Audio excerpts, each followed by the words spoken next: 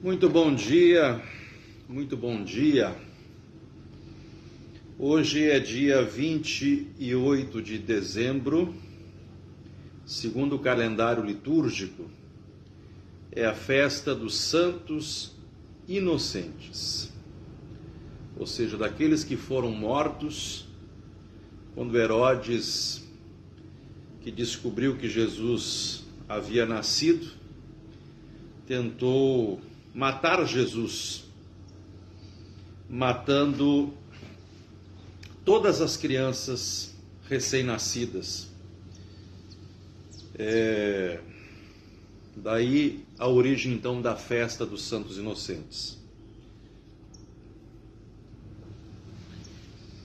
Deixa eu iniciar então, e no decorrer da nossa live, eu vou fazer leituras que está no livro do Ofício Divino, a Oração dos Sacerdotes.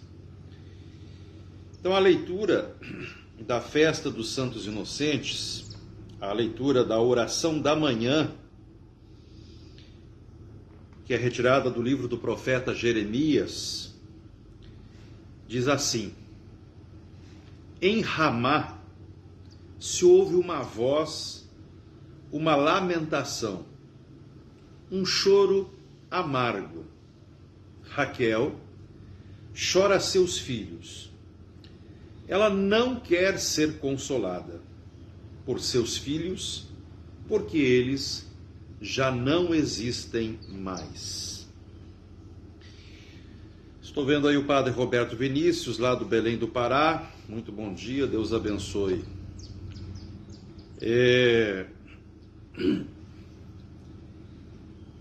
Em determinados momentos da nossa live, e o título que está aí na live, depois quando ela se tornar pública, fica lá no Facebook, diz assim: 2022, o ano de 2022, indo para o seu julgamento final, e 2023 nascendo com um obscurantismo absurdo em face das insanidades da humanidade. Esta live, ela necessariamente não vai ser para falar de coisas boas, porque eu diria que talvez as únicas coisas boas que a gente possa falar de 2022, nós que estamos vivos, dentre as coisas possíveis boas que nós possamos falar, uma delas é esta: nós estamos vivos. E pelo fator de nós estarmos vivos, já é uma graça de Deus, em face a tantos absurdos que não só o nosso país, mas como o mundo de um modo geral tem vivido. E se vocês observaram na leitura que eu fiz agora, da leitura do ofício da manhã, da festa dos Santos Inocentes, e como eu disse, retrata a decisão de Herodes, que mandou matar as crianças recém-nascidas, porque era uma forma dele tentar matar o menino que já o atormentava, que nasceu, porque ele achava que ia tirar o poder dele.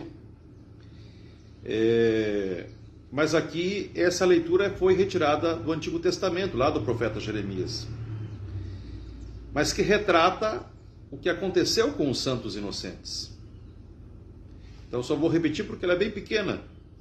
Em Ramá se ouve uma voz, uma lamentação, um choro amargo. Raquel chora seus filhos. Ela não quer ser consolada por seus filhos, porque esses já não existem mais. Ou seja, todos os filhos de Raquel também haviam morrido. Tudo bem.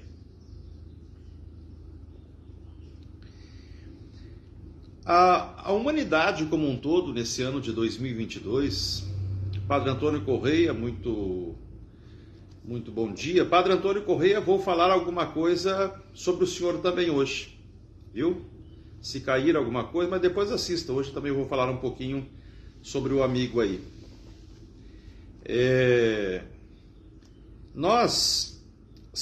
Como eu dizia, se nós pudéssemos nos alegrar com alguma coisa de 2022, uma delas é que nós estamos vivos. Estamos aqui, estamos vivos. Eu, por exemplo, estou feliz de estar aqui conversando com vocês, embora a reflexão de hoje não vai ser uma reflexão de muitas alegrias, até porque não tem muitas, a gente tem que encarar a realidade, o mundo está cruel em muitos sentidos. Eu diria que na maioria dos sentidos o mundo está cruel. Se a gente fosse fazer uma avaliação espiritual, e olha que eu estou aqui debaixo da imagem do glorioso São Miguel Arcanjo, minha devoção pessoal, protetor da igreja, protetor das almas. E eu fiz questão hoje de gravar essa live aqui debaixo desta imagem, que já gravei vários lives debaixo desta imagem, mas hoje ela tem um efeito significativo também. Mas se nós pudéssemos fazer assim uma avaliação espiritual, parece que o bem está perdendo para o mal. Na humanidade, o bem está perdendo para o mal. E lamentavelmente o bem está perdendo para o mal, porque um dos maiores entraves para que o bem vença está dentro das próprias religiões, está dentro das próprias igrejas, está nos pastores, nos padres, nos líderes religiosos de uma forma geral. Mas hoje eu não quero falar de outros líderes religiosos. Quando eu falar de líderes religiosos, eu vou estar me referindo aos cristãos. Porque para mim podem me apresentar, e olha que eu já li muitos livros sagrados de outras religiões, e eu digo para vocês que nenhum deles supera a Bíblia, e de forma especial o Novo Testamento, e de forma mais especial ainda sempre os 4 evangelhos. Eu costumo dizer sempre que se você quiser fazer uma opção de vida religiosa, no que toca à questão das Sagradas Escrituras, você não escolha sempre e de forma alguma, você não escolha qualquer outra parte da Sagrada Escritura que não os 4 evangelhos, que pressupostamente são as palavras de Jesus Cristo, os ensinamentos do nosso Senhor Jesus Cristo. Muito bem. Então, seguindo aqui com as nossas colocações, vamos observar o seguinte. O ano de 2022, de maneira especial aqui no Brasil, em todos os campos, muito difícil. Em todos os campos mesmo, na política, na religião, na sociologia, na psicologia, na economia, na afetividade dos brasileiros, na esperança dos brasileiros que está semi-renovada, mas de fato há muitas dúvidas, há um pé atrás muito grande sobre a conjuntura atual que nós vivemos, sobre as expectativas que se faz para esse 2023, que é algo psicológico, porque é uma data, é uma hora, é um segundo, é um minuto, em que as pessoas convencionaram como se fosse uma mudança de tempo ao estalar dos dedos. E não é assim que as coisas funcionam. Essa ilusão psicológica, ela ajuda a muitos, mas ela decepciona, eu diria, a muitos mais. Eu nunca me esqueço que quando se conseguiu as eleições diretas no Brasil, e eleito foi o presidente Tancredo Neves, para quem era vivo naquela época se lembra disso, o Tancredo Neves, ele representou uma esperança tão absurda, tão fora, digamos, talvez até do possível de se imaginar, que as pessoas imaginariam que seria um Brasil. E quando o Tancredo Neves foi eleito, foi assim uma sobrecarga tão impressionante de esperança. E quando aquele homem morreu, basta ir nos registros de televisão, em vídeos, enfim, você vai ver que não somente no lugar aonde ele foi, não somente em Minas Gerais, mas no Brasil inteiro, milhares e milhões de pessoas se manifestaram, porque a sua esperança havia morrido alguns dias depois daquela eleição. Então, como é grave nós colocarmos todas as nossas esperanças naquilo que é mortal. Como é grave nós colocarmos todas as nossas esperanças naquilo que vai descer a 7 cavos, a 7 palmos de fundura, ou vai virar cinza agora com as cremações. Como é grave nós desviarmos o nosso olhar de quem de fato nós deveríamos olhar e aprender, para que nós não sejamos como Raquel, para que nós não estejamos já chorando. Bom dia, dona Helena. Para que nós não estejamos mais já chorando pelos filhos que nós não temos mais, que nos foram arrancados pela dor, pelo sofrimento, pela maldade, pela tristeza, pela falta de empatia. Bom dia, Padre Wagner, como está o senhor? Deus abençoe, lá de Portugal. Então, percebamos nós que esta realidade que nós estamos vivendo hoje em dia, no nosso tempo, é uma realidade que realmente nos retira da nossa capacidade de poder realmente perceber como é que o mundo está caminhando. Mas nós temos culpa em relação a isso.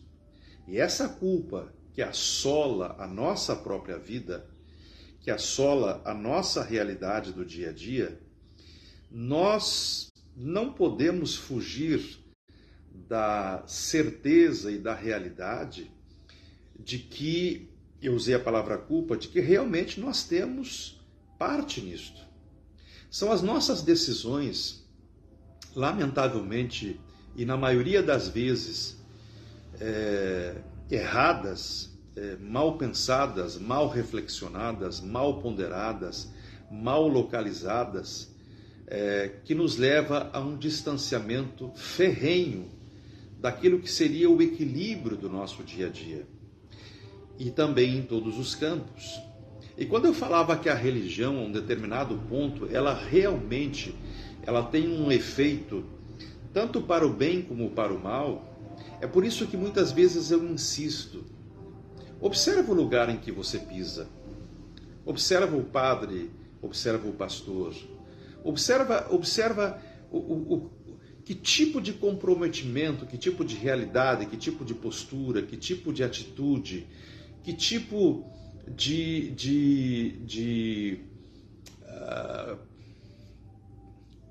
como você avista aquele que se coloca na tua frente e fala para ti das coisas de Deus. Qual é o Deus que te é apresentado? Qual é o Deus que te é apresentado? É um Deus segregacionista? É um Deus que discrimina? É um Deus escrito à mão dos homens que estabeleceram nas penas que Deus teria escrito as regras deles, impondo a vontade da criatura sobre o Criador? Qual é o Deus que te pregam na tua igreja? Quem é esse Deus? É o menino infante, só com a doçura e com a candura da inocência?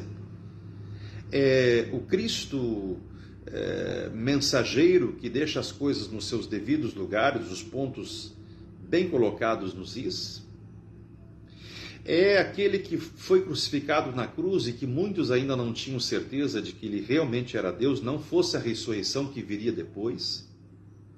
É o Cristo da ressurreição? Qual é o Deus que pregam aí na tua igreja?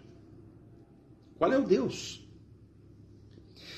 Se você conseguir discernir o Deus que pregam na tua igreja, você vai poder discernir uma série de coisas que são importantes para você, apesar dos valores que te são colocados, seja pela tradição familiar, seja pela tradição religiosa da tua família, seja da religião onde você nasceu e ali foi batizado, enfim, foi confirmado.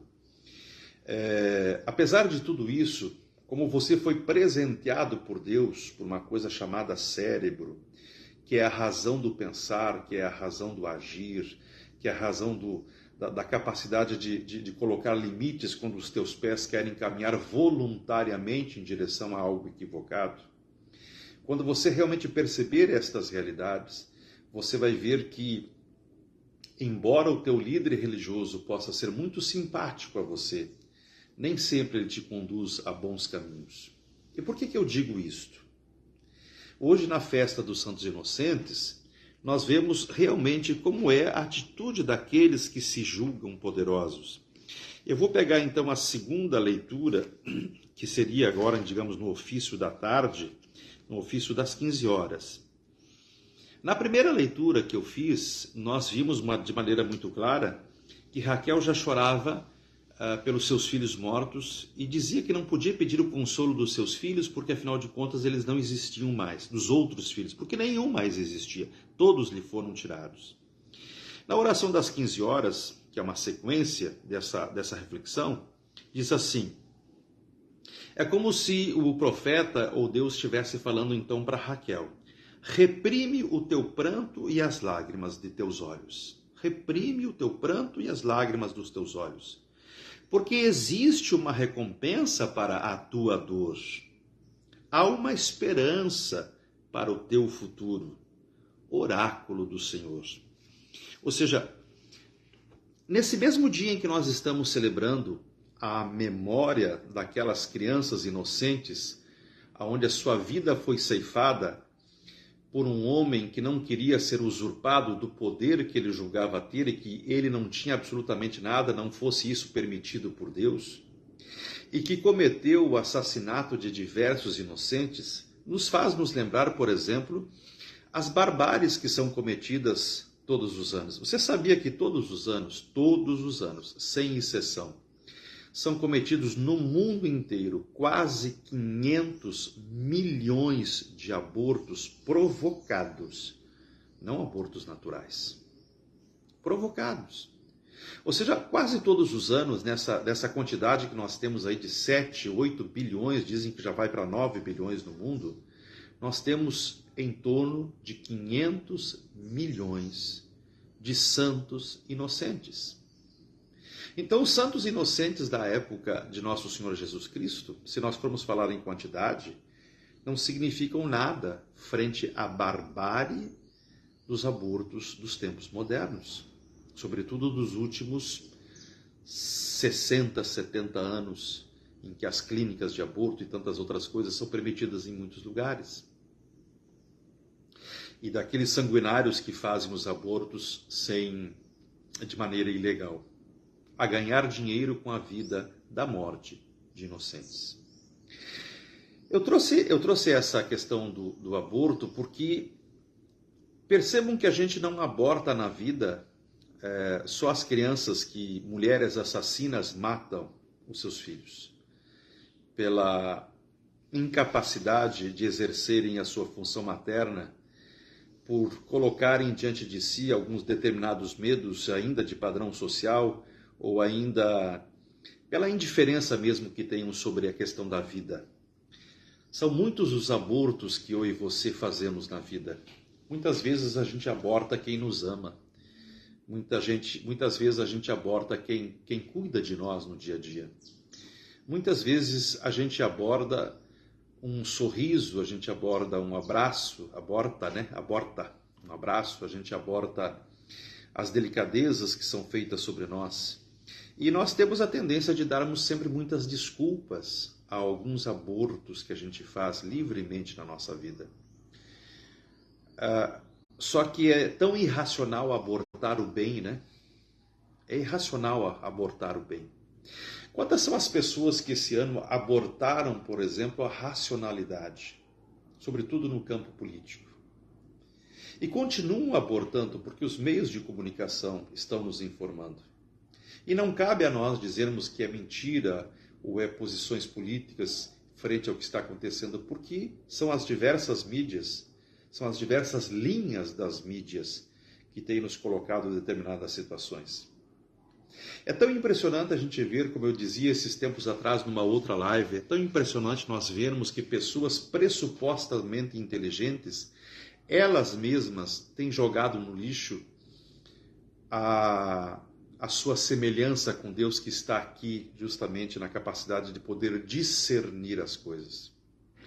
Sobretudo nos causa profunda estranheza e profunda tristeza quando nós percebemos que inclusive líderes religiosos estão nesse campo. E quando eu falava de líderes religiosos, eu dizia hoje aí para o padre lá o padre Antônio, que eu iria falar. Essa semana eu adquiri este livro aqui, que já é um livro, ele é de 2015, eu encontrei aí, Crenças, Religiões, Igrejas, Seitas. Quem são? Da editora Santo Antônio, e que teria sido escrito, esses diversos apanhados sobre diversas igrejas e religiões, pelo falecido, que diga-se passagem, já foi muito tarde, mesmo na época em que foi, Dom Estevão Tavares Bittencourt, que é um monge beneditino do Rio de Janeiro, que se tornou muito famoso por fazer críticas às mais diversas religiões, sempre com o intuito, naturalmente, de querer colocar a supremacia da Igreja Católica Romana em detrimento de todas as outras religiões e, sobretudo, das outras igrejas de tradição católica. Bom, se nós olharmos naturalmente pelo prisma de Dom Estevão, que era um monge beneditino, esse homem é muito controverso porque ele, assim como ele atacou de maneira veemente, por exemplo, as diversas religiões, ele da mesma forma, quando houve as modificações do Concílio Vaticano II da Igreja Católica Romana, as modernizações que levaram ao desastre dentro da própria Igreja da tradição católica romana, ao abandono de milhares de padres, à dessacralização da Igreja, ao abandono da liturgia reverente, que lamentavelmente este Papa que está aí, que um montão de gente joga um montão de confete nele, mas é um Papa que está literalmente perseguindo os tradicionais, liturgicamente falando, está perseguindo a igreja que existe hoje, que é consequência de uma igreja dos santos do passado, que viveram justamente tudo que este Papa está perseguindo dentro desta questão litúrgica. Esse Dom Estevão Bittencourt é um homem controverso, porque assim do jeito que ele persegue as religiões, ele, naquela época, ele foi um dos promotores, por exemplo, desse modernismo litúrgico no Brasil, inclusive dizendo que deveria haver penalidades muito fortes, coisa que este Papa hoje está fazendo em relação aos movimentos mais tradicionais da Igreja Católica Romana. E veja que eu estou falando dos movimentos tradicionais da Igreja Católica Romana, que são movimentos que inclusive perseguem a minha própria igreja. Mas, olhando pelo prisma católico romano, destruir os movimentos tradicionais é destruir a própria Igreja Católica Romana daquilo que ela sempre foi, e se é que ela existe ainda hoje, na possível estrutura que ela existe, ela deve exatamente tudo isso àqueles que foram no passado. Veja bem, essa semana o Padre Antônio, que pertence a uma igreja que se apresenta como veterocatólica, ele teve que entrar na justiça pela perseguição, me parece, dos sacerdotes romanos lá da cidade dele. E uma das coisas que ele que ele fala lá no perfil dele do Facebook, é justamente fazendo uma colocação dizendo que se os romanos da cidade deles copiassem aquilo que este Papa está fazendo aí, fazendo do diálogo, ele não estaria entrando na justiça por calúnia, por difamação, por perseguição, etc., e coisa parecida. Veja, primeiro eu não gosto deste Papa que está aí, porque eu acho ele 100% moderno, eu acho que ele destrói a religião romana, embora o pressuposto do diálogo dele, que eu não acredito neste diálogo, é um diálogo para o vem para mim, não é um diálogo para respeitar os outros. Então é óbvio que frases soltas, posições soltas deste Papa, elas até que se encaixam bem dentro de um discurso de um diálogo mais aberto, mas que não repercute. Eu quero até dizer para o Padre Antônio, olha, não seja como os santos inocentes, o senhor não vai ser assassinado e não vai ser morto por um Herodes, não. Mas não vamos pegar a palavra inocente de uma maneira até um pouco pejorativa, não seja como os santos inocentes. Não pense que este Papa ou que alguns bispos alinhados com ele pensam do jeito que o senhor pensa, no sentido do diálogo real, do diálogo verdadeiro, do diálogo do respeito. Inclusive essa propaganda que está passando na televisão da criança junto com aquela atriz mais velha, que me fugiu agora o nome, né, que fala do respeito. Não, essa gente não respeita. Essa gente não respeita. E o senhor, Padre Antônio, e outros padres que vão me escutar por aqui, de igrejas de tradição católica separada da Igreja Católica Romana, ou mesmo protestantes, vocês não pensem que essas propostas de diálogo, elas são verdadeiras. Não, elas não são verdadeiras. É uma questão de um pouco de desespero, até pela perda de fiéis, e ao mesmo tempo, como eu digo, volto em meia também em algumas outras lives, por uma questão de ordem de perca econômica. As grandes brigas não é por fé não, meus caros padres. Diga-se passagem, se a gente fizer 5 perguntinhas de catequese de primeira comunhão, a maioria dos padres romanos formados depois deste Concílio Vaticano II, nem eles sabem responder. A formação é péssima. E eu li, inclusive, nesse livro, quando este camarada falava aqui da Igreja Católica Brasileira, ele dizia que um dos questionamentos para a validade dos sacramentos da Igreja Brasileira tem a ver com a questão da formação. Se nós pegarmos de uma forma geral, a formação ela é péssima na maioria das igrejas. Na minha igreja, a formação não está boa. Hoje eu seria obrigado a concordar com o Estevão Bittencourt. A formação na minha igreja não está boa. Eu tenho lutado muitos anos pela questão da formação e a gente é uma voz muito pouco escutada. Não acredito em informações por internet, não acredito em informações por apostilas. Eu acredito em informação sentada num banco, escutando o professor, lendo livros, pesquisando, etc, etc, etc. Lamentavelmente, nós não temos essa estrutura da forma como gostaríamos de ter. Não sei se um dia vamos ter, não sei se eu vou morrer antes, eu acredito até que vou morrer antes desta data, mas sempre rezo na esperança de que as coisas aconteçam. Embora isto, eu quero lembrar aqueles que tratam da questão da formação cultural dos sacerdotes de tradição católica, que os padres do passado eram extremamente simples. E eles eram medidos não tanto pela sua intelectualidade, mas pela fé que eles tinham, pela prática que eles tinham, pela retidão de moral, de bons costumes que eles tinham, pela ética que eles tinham, pela capacidade de falar das coisas de Deus com um caráter, digamos assim, bem franciscano, ou seja, daquela intimidade que a espiritualidade requer e que muitas vezes, embora, como dizia Santa Teresa d'Ávila, e aqui então o apreço, vamos dizer, pela cultura, Santa Teresa d'Ávila sempre aconselhava às suas irmãs que quando elas fossem se confessar, se elas tivessem que escolher, escolhessem um padre sábio, mas nem tanto moralmente correto, do que um padre santo, mas que não tinha muita sabedoria, digamos, para ensinar determinados valores. E isso eu sou obrigado a concordar com Santa Teresa d'Ávila, porque o bem e o bom ensinamento ele pode vir até da boca daqueles que não têm grande moral. Se eu gosto dos exemplos extremamente exagerados, e vou dar um aqui que é absurdamente exagerado. Se o diabo aparecer para você e disser uma coisa boa e você não fizer, dizendo que isso veio da boca do diabo, você é burro e o diabo é inteligente. Quer dizer, na verdade o diabo é mais burro do que aquele que não aceitou o conselho, porque o diabo não dá conselho bom. Mas se ele desse um conselho bom e você não seguisse o conselho, o burro é você, por causa do preconceito de não entender que o bem pode provir inclusive da boca dos maus. Ele pode não praticar o bem que ele diz, mas se ele disser para você um bem, não seja burro, não seja preconceituoso, não seja inconsequente, não seja medíocre, não jogue no lixo a capacidade de discernimento e de raciocínio que foi e que é aquilo que te torna semelhante a Deus. Não é este corpo que vai apodrecer que te torna semelhante a Deus. O que te torna semelhante a Deus é a capacidade de entender, de discernir, é a capacidade de você poder saber que Deus é Deus e que tu é tu, que Ele é todo-poderoso e que você tem um semi-poder. É você entender que como Deus você produz a vida, por exemplo, quando você é casado e se une com uma mulher, ou vice-versa, uma mulher que se une com um homem, e que vocês geram a vida. A grande diferença é que a vida que Deus gera, que é a alma, é eterna, e a vida que tu gera, esse é o tapa na cara que Deus dá por causa do pecado. A vida que tu gera é uma vida para a morte.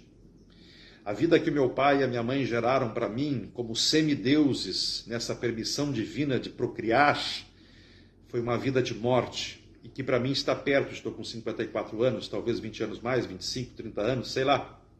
A média da minha família é 85 anos. Então não está longe o meu dia, não está longe o meu dia. Mas essa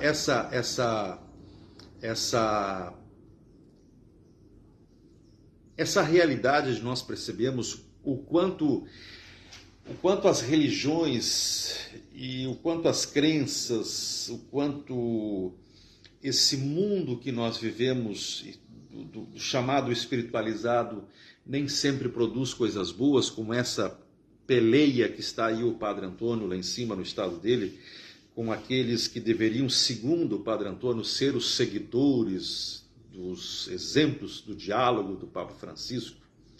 Eu te digo o seguinte, Padre, esses diálogos não são verdadeiros. Não são verdadeiros. Lá no fundo, este Papa que o senhor cita e admira aí nas suas citações, inclusive lá, para chamar os romanos à luz, segundo o que o senhor entende, nem este Papa, se tivesse que falar de fato do senhor, diria que o senhor está a caminho certo. E não é só o senhor aí, tem um outro frei, que me foge agora o nome dele, eu estou ficando velho mesmo, aí perto do senhor aí no Nordeste, que eu tenho no Facebook, que está fazendo um trabalho social muito bonito, que está sendo atacado. Por que eles atacam? Porque eles estão perdendo gente. E quando eles perdem gente, eles perdem dinheiro. Padre, bota isso na sua cabeça. O problema não é o senhor e nem a igreja que o senhor serve, a instituição que o senhor serve. O problema é que eles perdem pessoas, e perdendo pessoas eles perdem dinheiro. Não é questão de fé, Padre. Não é questão de fé. Porque se eles tivessem fé de verdade, eles ficariam absolutamente felizes de saber que, se alguns não estão sentados nos bancos deles, mas estão sentados nos bancos de alguém que está ensinando coisas boas. Uma pessoa que de verdade ama alguém no campo, por exemplo, do conhecimento, e por isso mesmo no amadurecimento da pessoa, em todos os sentidos, culturais, afetivos, psicológicos, enfim, ela sempre deve se alegrar com a capacidade. Eu, por exemplo, eu sempre digo o seguinte, eu prefiro que alguém esteja sentado nos bancos de uma igreja do que não esteja em igreja nenhuma.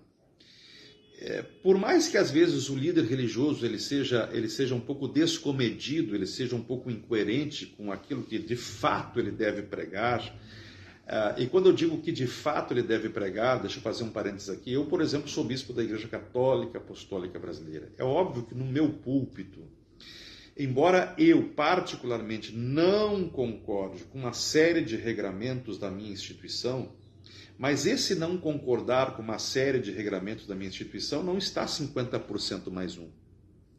O dia que chegar a 50% mais um, então eu saio dela, porque daí sim não existe mais compatibilidade entre aquilo que eu vivo na minha realidade pessoal, inclusive por isso eu posso transmitir, com aquilo que eu concordaria de dentro da minha instituição. Aí é eu que estaria no lugar errado. E aí é eu que estaria sendo uma pedra de tropeço, já não mais a instituição na minha vida. Então, o importante é nós entendermos que aqueles que amam de fato as almas, aqueles que amam de fato a salvação das pessoas, aqueles que amam de fato a ideia de que as pessoas possam ser boas e possam produzir coisas boas, elas não peleiam entre si no sentido de que essas pessoas, porque estão sentados num outro banco que não são os meus bancos. Aqui na frente da minha comunidade tem um pastor de uma igreja neopentecostal que faz um culto na casa dele. Ele tem mais fiéis do que eu aqui na minha comunidade. E eu fico feliz. Porque embora eu escute uma série de pregações, por exemplo, que são contra a fé católica, mas eu também escuto uma série de coisas que são muito boas e que fazem com que aquelas pessoas saiam dali felizes, nutridas, saiam dali revestidas de algo que vieram buscar para consolar o seu dia a dia, as suas limitações, as suas tristezas, ou reforçar as suas esperanças, as suas alegrias naquilo que Deus tem produzido na vida delas.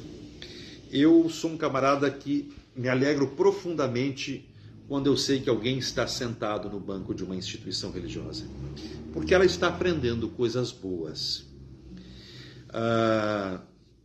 Da mesma forma que eu tento produzir aqui na minha comunidade coisas boas, e nem sempre a gente obtém um sucesso. As pessoas têm me criticado nos últimos tempos, e eu aceito essa crítica e entendo o ponto de vista delas. Dom Duarte, o senhor pega até das suas economias, o senhor investe, o senhor coloca dinheiro, o senhor reforma, o senhor faz isso, o senhor faz aquilo, mas olha a quantidade de pessoas que o senhor tem. O senhor tem prejuízo material, é verdade, eu tenho prejuízo material, eu tenho prejuízo financeiro. Mas o que as pessoas não entendem é que quando eu produzo coisas boas, materiais, no templo em que eu sou o responsável, primeiro, eu usei a palavra responsável. Primeiro, porque eu sou responsável. Segundo, porque o templo, eu considero sim o pequeno céu. Eu considero sim a casa de Deus. Terceiro, porque tudo que é feito na casa de Deus, eu não faço por causa das poucas pessoas ou por causa das muitas pessoas que um dia talvez vierem sentar nesses bancos. Eu faço por Deus, para Deus, porque o lugar de Deus tem que ser, no mínimo, digno. No mínimo, digno. E a dignidade está na limpeza, está no asseio, está nos detalhes, por exemplo, da limpeza dos panos de altar, está na limpeza do material que se utiliza para o rito sagrado, está na alegria de você ver uma pessoa entrando por ali e ela olhar para o lado e dizer que bonito, não é para alegrar o teu ego, mas é porque ela está entrando às vezes num lugar com certa tristeza e a beleza estética daquele lugar traz para ela já uma impressão bonita e satisfaz, digamos assim, num instante, já macia uma possível tristeza com que ela tem entrado ali naquele templo. Eu falei até agora muito a respeito dessa questão, eu estou misturando a questão religiosa com a questão do mundo, etc. O mundo ele está complicado, né? Nós estamos aí, todo mundo está se preocupando com a Ucrânia, com a guerra na Ucrânia, que é um absurdo a guerra na Ucrânia, é verdade. Mas as pessoas têm se esquecido do Afeganistão, onde as mulheres estão sendo perseguidas, o povo Rohingya, que é um povo muçulmano que está sendo perseguido dentro de um povo que é mais budista, está se esquecendo da Argélia, da Nigéria. Ontem, por exemplo, na Nigéria, 3 padres foram sequestrados e é uma coisa que está se tornando comum. Está se esquecendo das perseguições do cristianismo em vários países muçulmanos, pelo simples fato de serem cristãos, pelo simples fato de carregarem uma cruz, são pessoas que são presas, que são mortas. Estão se esquecendo das lutas do Irã, de pessoas que estão sendo condenadas à morte lá, pelo simples fato de defender a liberdade e a dignidade das mulheres.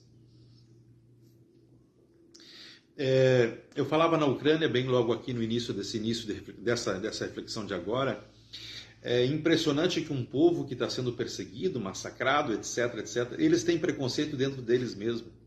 Nunca me esqueço da matéria que saiu, a questão de 8 meses atrás, o rapaz lá na divisa, lá ali na Polônia, numa tenda, onde uma família que era de origem cigana estava colocada lá de um outro lado, separada, porque os ucranianos têm um grande preconceito sobre esse povo, sobre essa origem étnica dentro da Ucrânia. Então a pessoa que está sendo bombardeada, sendo jogada para fora do seu país, tendo que buscar a ajuda dos outros, ainda tem a cara de pau de discriminar um outro que está na mesma condição que ele, pelo fato daquilo que ele está sofrendo, e está numa condição pior pela perseguição e a discriminação que ele tem sobre aquelas pessoas. Hoje de manhã, para quem assistiu os meios de comunicação, passou um ataque de 5 homens contra uma mulher trans, que agora a gente tem que usar essa linguagem, né? Uma mulher trans. Eu não concordo com uma série de coisas, mas como é que eu vou concordar com que 5 homens agridam uma outra criatura de maneira absolutamente covarde? O dia que as pessoas aprenderem que aquilo que porventura não lhes faça bem, não lhe agrade, lhes basta apenas uma coisa: afastar-se. Porque os julgamentos pessoais sobre questões privadas, os julgamentos pessoais de um lado aqui, sobre o privado do outro lado lá, ele é sempre muito temerário. Porque o outro lado lá pode te julgar da mesma forma, a partir dos prismas que ele tem. E embora a religião coloque determinados regramentos morais e éticos, nunca nos esqueçamos que as religiões são culturais. Culturais. Qual é o grande dano dos padres e dos pastores no mundo cristão? Qual é o grande dano que eles causam? O grande dano que eles causam é esquecer que a religião a que eles servem e os costumes a que eles servem são frutos culturais, no nosso caso, judaico-cristão. Todo o nosso pensamento moral e o nosso pensamento ético provém do mundo judaico-cristão. Portanto, todas as normas sociais, as normas econômicas, os protestantes, de maneira especial Calvino, teve um novo regramento econômico, né? A doutrina da prosperidade vem basicamente de Calvino. São culturais. E quando então a gente não entende, por consequência a gente extrapola os nossos direitos, imaginando que os nossos regramentos pessoais eles são imperativos, e eles não são imperativos. Veja, eu falava há pouquinho tempo que, como bispo da Igreja Católica Apostólica Brasileira, no meu púlpito, por óbvio que eu não vou falar contra a minha instituição. Eu posso discutir questões institucionais nos meios próprios da minha instituição. Tribunal Eclesiástico da Igreja, o Conselho Episcopal da Igreja, do qual eu faço parte, o Concílio Nacional, que ocorre de 2 em 2 anos para questões administrativas, para questões pastorais. Posso até discutir alguns temas com a comunidade em momento apropriado, que não seja um momento litúrgico.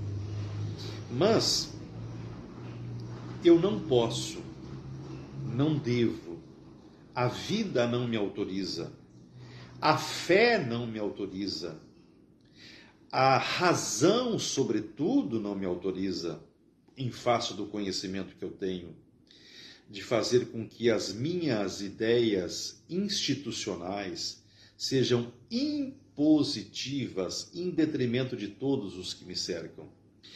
Não compete a mim discutir, por exemplo, se os romanos acham válidos ou inválidos o que eu faço. Não compete a mim achar que se os protestantes que me cercam me acham herético, me acham adorador de imagem, idólatra. Não me compete a mim uma guerra santa contra esta gente que não se debruça para entender, por exemplo, como é a minha fé, embora eles tenham o direito de não concordar. Acabei de falar das benesses do pastor que está aqui na frente da minha casa e que eu não concordo com uma série de coisas. Esses dias tinha um pastor visitante ali que estava falando contra as imagens e estava aqui na frente da minha comunidade. Eu posso ouvir o culto sexta-feira de manhã e no domingo à noite, que está na frente da minha casa. Eles botam até caixa de som, parece que a gente é surdo. Mas eu tenho uma boa relação pessoal com o pastor, que mora nesta casa.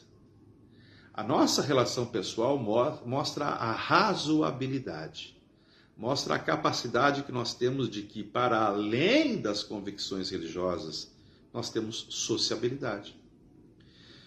Já no bom sentido da palavra, discutimos algumas questõezinhas e não chegamos a um acerto. Então, não podemos caminhar e continuar trilhando as coisas de uma forma... Bom dia, Padre Davi, lá de Porto Alegre, espero que você já esteja bem melhor, bem recuperado da Covid que você teve. Nós não podemos continuar trilhando as coisas só segundo os prismas que já não podem mais ser vistos só pelos nossos olhos. Tem gente que precisa de óculos e óculos com como a gente costuma dizer, de fundo de garrafa. Quando eu falava isso aqui que eu considero lixo. Isso aqui para mim é lixo. Esses escritos desse Dom Estevão Bittencourt, que Deus já chamou faz tempo, e na hora em que foi chamado já era tarde, diga-se de passagem, não concordo com este lixo, com estas asneiras. E eu uso a palavra lixo. Por que eu uso a palavra lixo? Porque volto a repetir que quando a gente pressupõe que pessoas inteligentes têm o seu cérebro para pensar e para colocar ele a serviço das coisas de Deus, dentro da racionalidade e dentro da razoabilidade, por óbvio que nós sempre esperamos que exista o uso do bom senso. E como diz a propaganda aí da garotinha do Itaú e da Fernanda Montenegro, agora me lembrei, o respeito. Respeitar, gente, não pressupõe a aceitação. Entenda isto, mas precisa do respeito. Por isso que a menininha responde, se não houver respeito, qualquer outra palavra que você coloca não tem importância, se não houver o respeito. Alberto Vázquez, lá do México, Deus te bendiga, muitas graças por estar aqui escutando-nos, Deus te bendiga, buenos dias. Veja,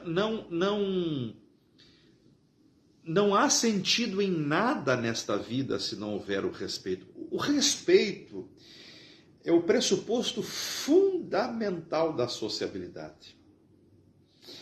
Aqui, hoje já passaram alguns padres que não são da minha igreja. Acabei de falar com o padre Davi Dietrich, que conheço desde seminarista lá em Porto Alegre. Quantas discordâncias de nível teológico, talvez até cultural, mas quanto respeito, quanto carinho, quanta capacidade, tanto dele como minha, de passarmos por cima de uma série de ideias. Aqui outros padres hoje, o padre Vinícius, lá do Belém, o padre Antônio, lá do outro estado do Nordeste, que me fugiu agora o nome, outros religiosos que já apareceram por aqui, de outras instituições, inclusive de tradição católica também.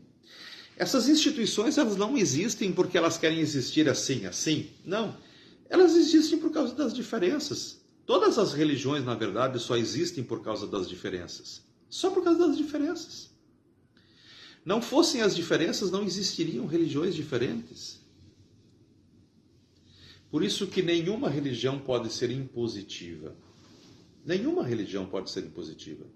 Quando você chegar num lugar e o padre ou o pastor ele for impositivo, no sentido de que ele recusa a compreender a pedagogia divina, que não é permissiva no sentido do permissivismo negativo, mas é permissiva no sentido de que ainda sabe que a criatura não tem as capacidades do Criador e por isso ela precisa ser tolerada em algumas das suas ignorâncias, digamos assim.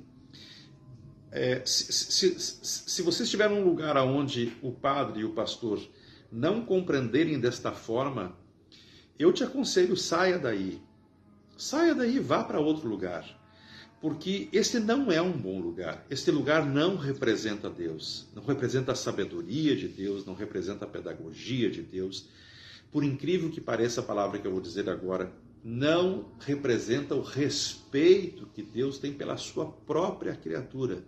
Imaginem vocês se Deus agisse como agem algumas religiões, por exemplo, os radicais muçulmanos, os radicais cristãos, os radicais políticos que nós estamos vendo na televisão. Imaginem você se Deus agisse dessa forma. Tudo já tinha acabado, gente. Literalmente tudo já tinha acabado. A grandeza de Deus está justamente em Ele ser Deus, nas suas grandes e maravilhosas virtudes da onipotência, da onisciência e da onipresença. Eu vou dizer uma asneira aqui. Deus eu jamais seria tolerante, talvez 1% do quanto Deus é tolerante, o que mostra então a minha própria pequenez. A minha pequenez. A minha demasiada. Isabelle, Jerônimo, bom dia, Deus te abençoe. A minha própria incapacidade, muitas vezes, de compreender certas coisas. Daí porque das decisões pessoais que a gente toma na vida. 2022, que eu disse que está morrendo, e está morrendo e deve morrer, porque as poucas alegrias que nós temos em 2022, além de viver, e para alguns viver não é nem alegre, porque a fome os assola, a perseguição religiosa os assola, a perseguição política os assola, a insensibilidade dos que lhe rodeiam lhes assola, a falta de perspectiva e de esperança lhes assola, a falta da comida no prato lhes assola, a falta de respeito que muitas pessoas sofrem lhes assola. Então, quando nós psicologicamente falando, neste momento que é mais psicológico do que real, quando esse 2022 morrer de verdade, ele está prestes a morrer, Mads Knupp, eu nunca sei dizer o seu nome direito, você tem que me mandar uma mensagem no Facebook lá dizendo o seu nome para mim não dizer errado, um vocacionado aí, é de Bom Jardim, não me fale a memória, um garoto muito bom, me parece. Deus seja louvado pela tua vida. Então, quando 2022 morrer, e falta pouquinho tempo para ele morrer, vamos soltar foguete, sim. Porque há muita coisa que realmente tem que morrer de 2022. Ser enterrado, não a 7 palmos de fundura, mas ser enterrado o máximo possível de fundura que nós pudermos matar. 20 e 23 está para nascer. E eu dizia, como vai ficar lá no enunciado, que para alguns vai ser decepcionante o nascimento de 2023. Por quê? Porque as esperanças e as expectativas, tal qual foi lá com o presidente Tancredo Neves, que milhões morreram junto com ele, na esperança de um Brasil triunfal que esperava. Eu sempre digo que o presidente Tancredo Neves, ele teve sorte de morrer. Porque eu, sinceramente, não acredito que ele seria exatamente aquilo que o Brasil esperava. O Brasil criou-se na mente do brasileiro, com a volta da democracia pós-ditadura, criou-se na mente do brasileiro que o primeiro presidente, e aí escolheram o bom velhinho Tancredo Neves, criou-se a expectativa de que o Tancredo Neves seria a salvação do Brasil, no sentido mais absoluto. Deixaria de existir pobreza, todo mundo teria dignidade de vida 100%, escola, educação, segurança, saúde. Olha, que sorte para o Tancredo Neves morrer. Porque o Tancredo Neves pelo menos morreu com a imagem da esperança de ser a salvação do Brasil. Ele não morreu futuramente como mais um que teria decepcionado o Brasil. Deus é sábio, gente. Deus é sábio.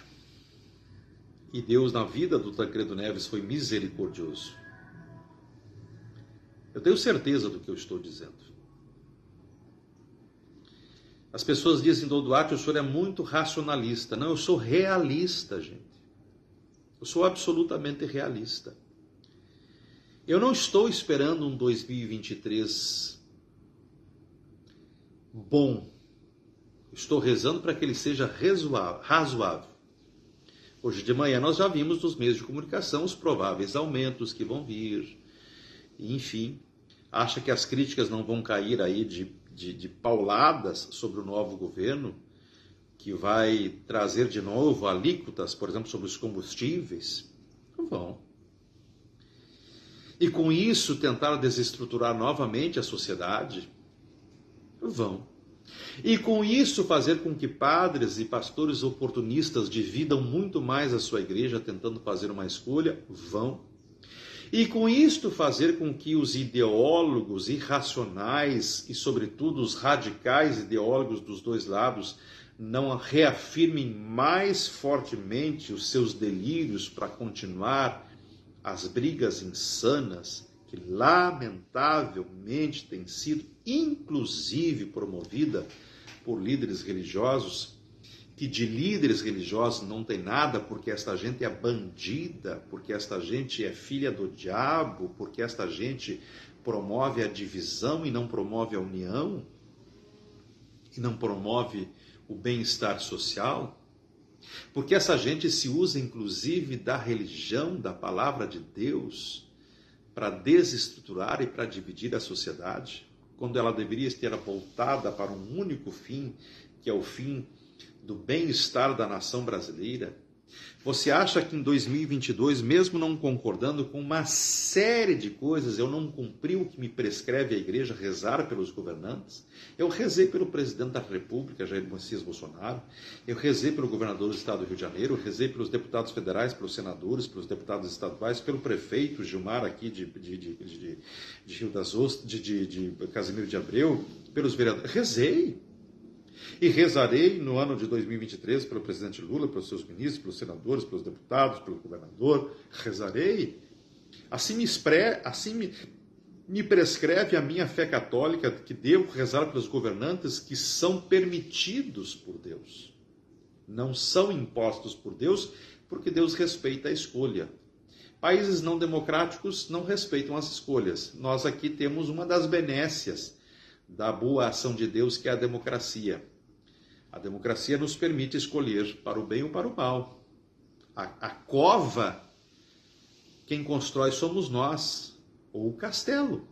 Somos nós que construímos. Mas eu não deixarei de rezar pelo novo governo, em todos os seus âmbitos, porque assim me prescreve a minha fé. E eu sei do poder da oração. O poder da oração diz que ela transforma.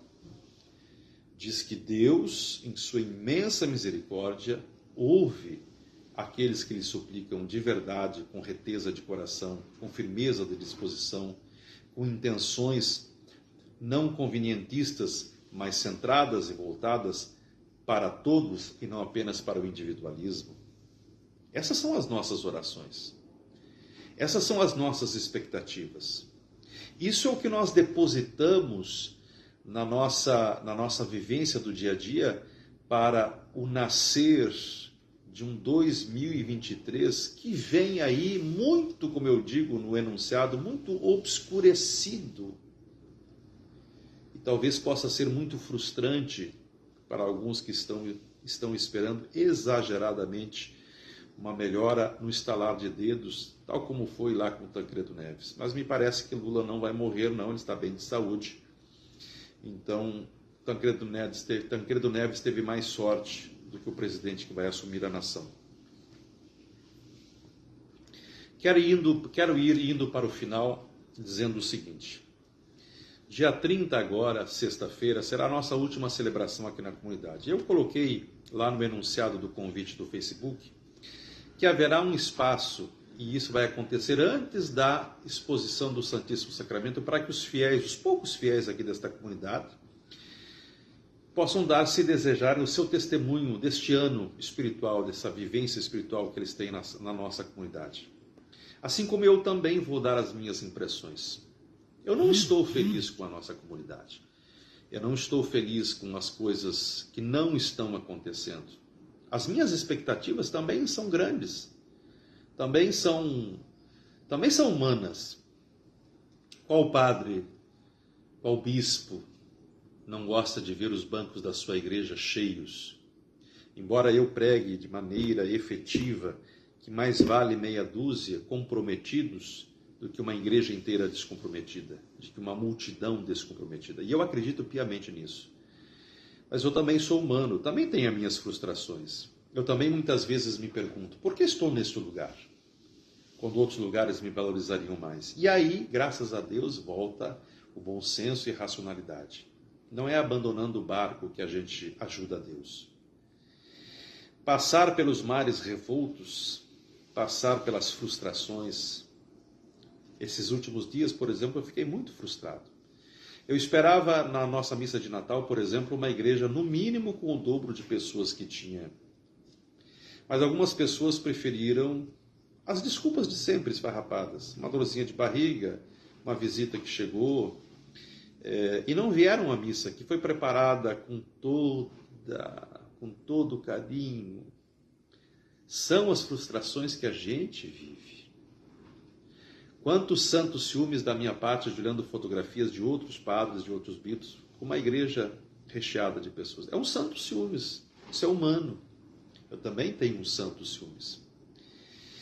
As frustrações são porque a gente espera demais dos outros. Então, por exemplo, eu tomei 2 decisões importantes para 2023.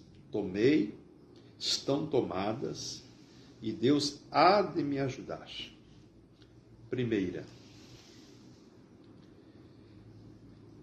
nunca mais falarei, insistirei, a nível institucional, sobre coisas que eu souber que claramente as minhas palavras serão simplesmente jogadas ao vento, não serão vistas, ouvidas e, sobretudo, valorizadas. Ou seja, não perderei tempo, até com a minha instituição, quando ela não souber dar valor ao que de bom eu posso produzir para ela. Segundo, aplica-se aos, entre aspas, fiéis. Não gastarei mais o meu tempo com os infiéis. Não. Eu li uma frase há um tempo atrás que diz que você correr atrás demais das pessoas, que você se entregar demais às pessoas, não é um ato de bondade nem de misericórdia. É um desprezo para com os tesouros de Deus. E você não pode jogar pérola aos porcos. E isso podem ter certeza que eu vou tomar à risca. Eu não jogarei mais pérola aos porcos. Não jogarei mais pérola aos porcos. Eu tenho pouco tesouro para gastar com porcos. Poucos tesouros. Então, os tesouros que eu tiver, eu vou literalmente gastar com os fiéis. Isso é uma coisa interessante quando a gente fala, por exemplo, da missa dos fiéis defuntos, né? As pessoas não compreendem. A igreja não pode rezar pelos infiéis defuntos. Não sei se você sabe disso. Por isso que se ressalta muito. A missa, por exemplo, dos finados, ela é feita pelos fiéis defuntos, por aqueles que reconheceram e por aqueles que tiveram e que promoveram Deus na sua vida. A igreja não reza contra aqueles que não creram, que não professaram e que livremente decidiram não ter Deus na sua vida. O padre que rezar por um infiel está sendo infiel. Há um mandato, inclusive, divino. Por isso que se reza pelos fiéis defuntos. É o que eu vou fazer em 2023. Eu vou estar ao lado dos fiéis vivos. E os artistas e os teatrólogos, que são os infiéis, podem ter certeza que não terão nenhuma pérola. Porque senão eu vou continuar jogando o pouco tesouro que eu tenho para os porcos. Isto vale tanto para os fiéis, que se acham, mas não são, como para a minha própria instituição, que eu decidi também não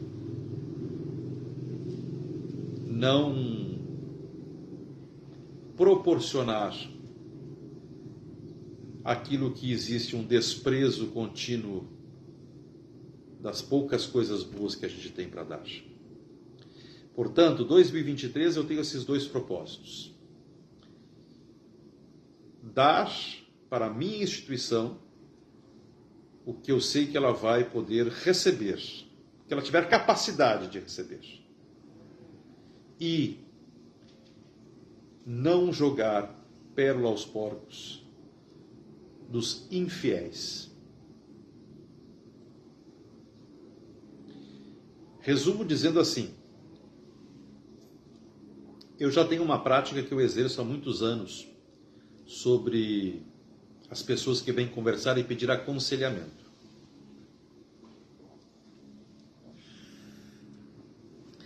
Tem pessoas que chegam para pedir aconselhamento, mas elas já chegam com as respostas lá na cabeça delas.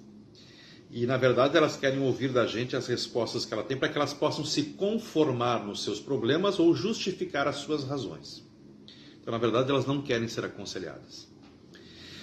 E eu, quando alguém vem me pedir aconselhamento, eu faço a seguinte pergunta: João, José, Maria, presta atenção no que eu vou te perguntar. Você está disposto a me ouvir e a seguir possíveis soluções que eu vou te dar? Se a pessoa quiser discutir isso, eu já encerro a conversa ali. Há um bom tempo na minha vida eu já faço isso. Eu não perco tempo, nenhum tempo, com quem não quer ouvir. Porque se eu estou precisando e eu não quero ouvir, o que eu vou lá fazer lá? Só vou tomar o tempo da pessoa. E isso, então, eu vou praticar também na minha própria vida. Eu não vou perder mais tempo, nem com a minha instituição, inclusive, e nem com os infiéis. Mas, vou fazer 30 anos, de sacerdócio. Uma coisa eu já aprendi na vida. Na hora do pega para capar, é aqui que eles vêm. E aí, a minha atitude não pode ser a do revanchismo, porque isso não é piedoso, isso não é moral, isso não é ético. Quando você está numa batalha, numa guerra, você sabe qual é que é o grande herói da batalha? Qual é o grande herói da guerra? Não é o que necessariamente venceu a guerra, porque às vezes o poder militar dele é maior do que o outro que provavelmente estaria certo. Quando você dá um tiro num adversário seu e ele cai no chão e ele não morre, se ele perceber que mesmo você que deu o tiro foi lá e cuidou dele, ele vai te valorizar tanto. Porque, pensando essa ideia que eu estou te dando agora, assim, no sentido do bem, do correto, sabe?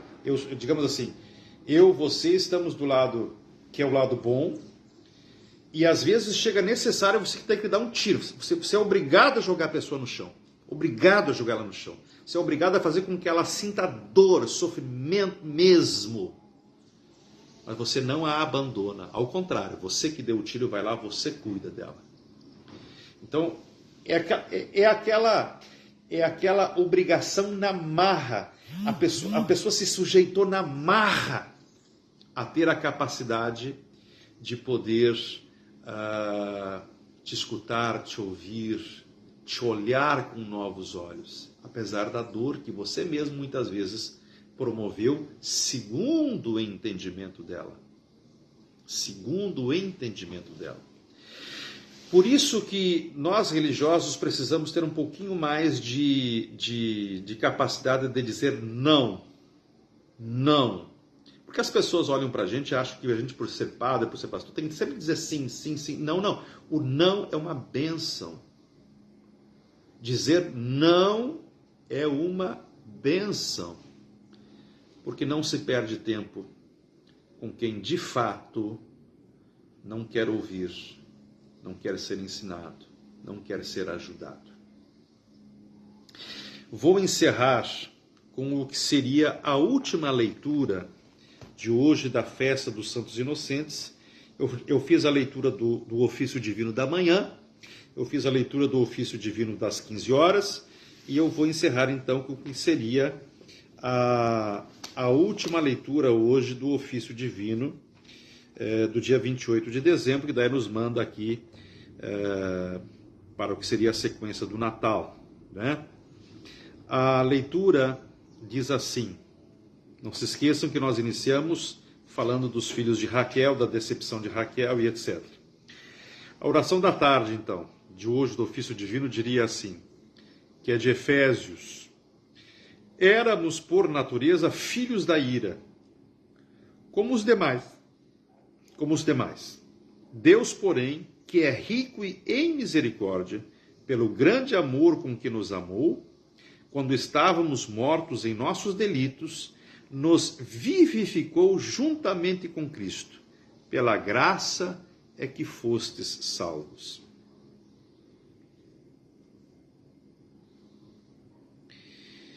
Que a graça de Deus se debruce sobre todos nós, que a graça de Deus nos ajude a matar 2022 sem pena e sem dó, que nos ajude a colaborar no parto do nascimento de 2023, lembrando que nós fazemos parte da criação do bebê. E o bebê só vai poder crescer com saúde e com as expectativas que nós temos para com ele, se nós colaborarmos com o que de melhor nós possamos ter. E aqui eu aproveito da propaganda lá do Banco Itaú, com aquela nenezinha e com a Fernanda Montenegro. Respeito. Respeito. É a palavra que pressupõe todos os outros valores que possam ser atrelados